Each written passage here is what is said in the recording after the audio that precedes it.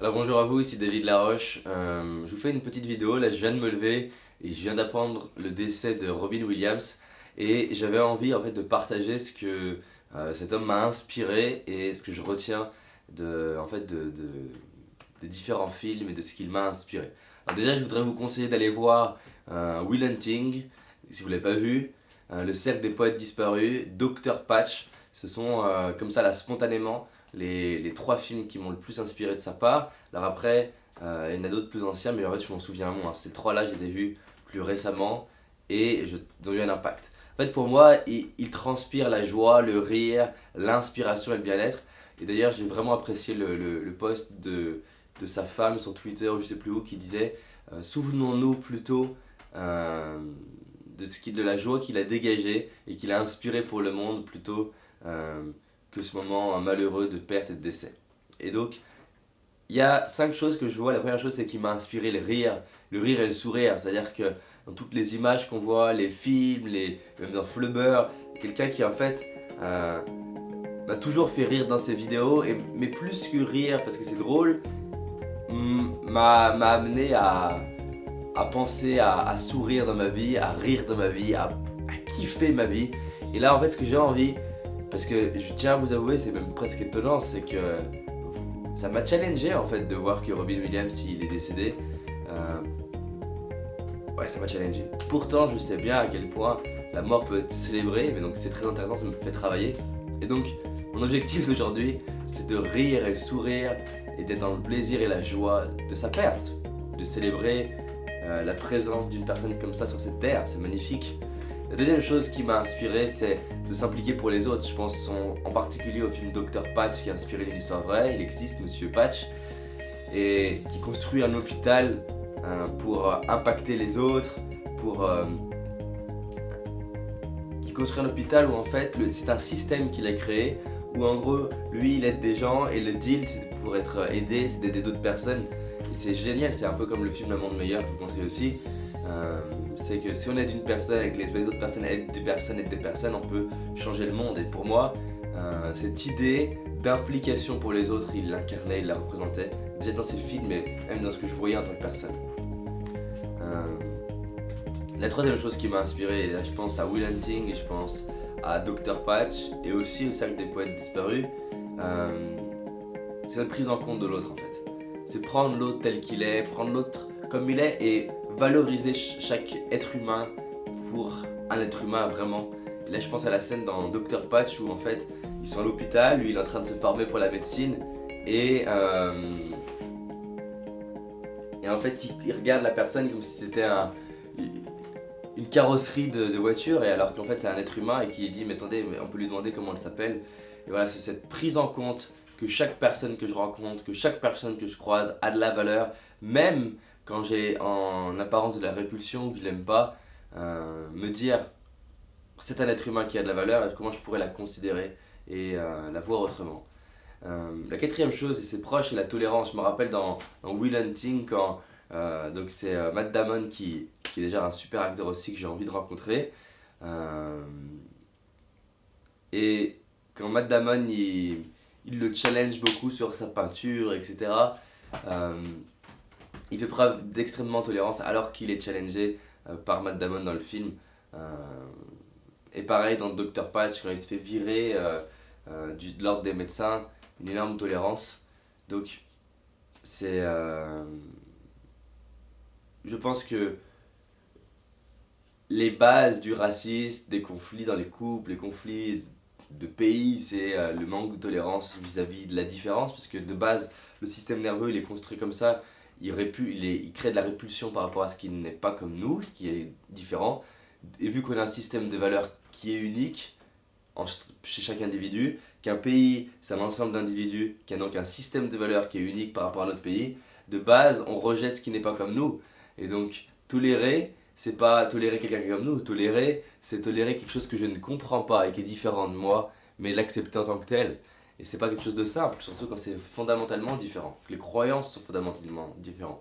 Et là où il y a le plus de valeurs qui est exprimée, c'est politique, c'est religion, euh, c'est différences hommes-femmes, mais là c'est les valeurs profondes qui s'expriment et donc du coup les conflits sont hard. Tolérance, surtout notre période où c'est un peu des conflits. Moi, ça me fait halluciner les conflits qu'il y a dans la planète en fait, alors que au fond, au lieu de voir les différences, on est quand même tous des êtres humains. On nous a donné une terre, un pays, un magnifique monde, on est foutu de se faire la guerre. Alors je le comprends, moi-même je suis capable de faire la guerre avec moi-même, de m'en vouloir. Alors tant qu'on ne sera pas capable de faire la paix en soi, eh ben, difficile de faire la paix dans le monde, mais c'est cette phrase de Gandhi encore que j'adore répéter et répéter, be the change you want to see in the world, incarne le changement que tu veux voir dans le monde. Je pense que j'ai envie de profiter de ce décès de Robin Williams pour rappeler, faisons de notre propre vie du rire, faisons de notre propre vie un moment d'inspiration pour soi et puis pour les autres. Autre chose qui m'a inspiré, c'est de faire de chaque instant un moment de joie. Et de se le rappeler surtout. C'est bien de comprendre le concept, c'est autre chose de le transpirer, de l'imbiber. Alors je sais plus si je vous l'ai dit, parce que cette vidéo elle est improvisée, de s'impliquer pour les autres. Faites des choses pour les autres. Aider quelqu'un à traverser, faire des vidéos qui inspirent les gens, dégager du positif dans son milieu de travail auprès de ses collègues, être un manager qui prend soin de ces personnes qui travaillent pour soi, être un patron d'entreprise qui prend soin des personnes qui travaillent pour soi, et c'est ce que je veux pour moi. Être un salarié qui contribue à faire grandir la mission de l'entreprise ou les valeurs de l'entreprise, être un citoyen qui s'implique en politique de bonne façon. Il y a plein de façons de s'impliquer pour les autres, mais trouvez la vôtre.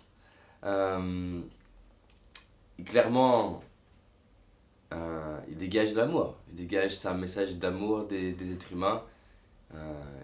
Tout ça bien sûr c'est relié, le rire, s'impliquer pour les autres, la tolérance, la joie, le fait d'être une source d'inspiration aussi pour les autres, de représenter ce qui est possible pour les autres.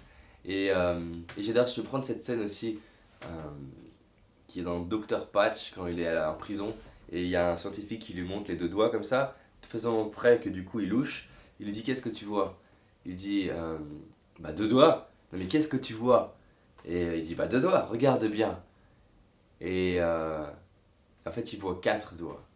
Et ce que veut lui montrer le scientifique qui est complètement fou dans le film, c'est que quand tu veux regarder différemment, et ben tu vois différemment. Tu vois des choses que tu n'as jamais vues. Tu vois des choses que tu voulais pas voir.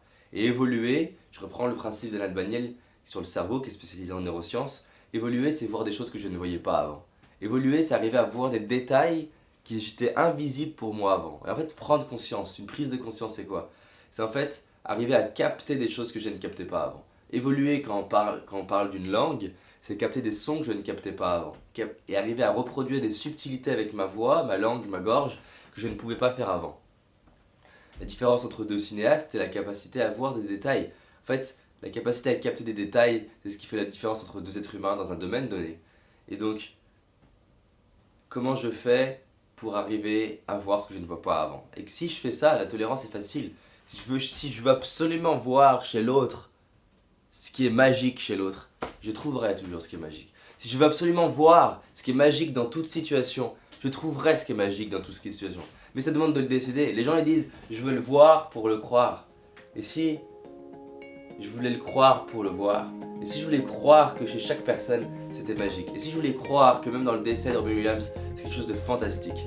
Si je veux croire que dans ma vie chacun de mes challenges et de mes difficultés c'est magique et magnifique, et bien si je fais ça, je crois que je vais voir de la joie dans ma vie. Je crois que je vais construire de la joie dans ma vie. Et je crois que je vais construire de la joie dans la vie des autres. Voilà ce que je voulais vous partager. Donc riez bien, rigolez bien, célébrons ensemble cette personne magique et magnifique qui vient de partir, cette source d'inspiration, de rire et de joie.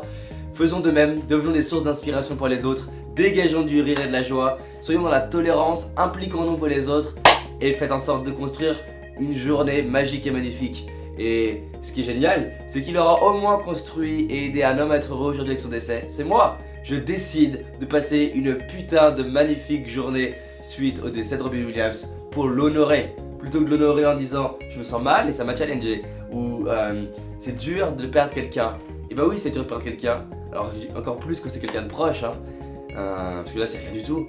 Mais je décide pour m'entraîner dans chacune des situations à faire de cette journée un chef-d'œuvre en l'honneur de la personne qu'on vient de perdre. Une belle façon de le faire, continuer d'exister. Faisons en sorte qu'il existe pendant des années. Je rappelle cette phrase utilisée par Mandela que notre mission c'est d'être une source de lumière pour les autres. c'est de révéler notre lumière pour être une source de lumière pour les autres.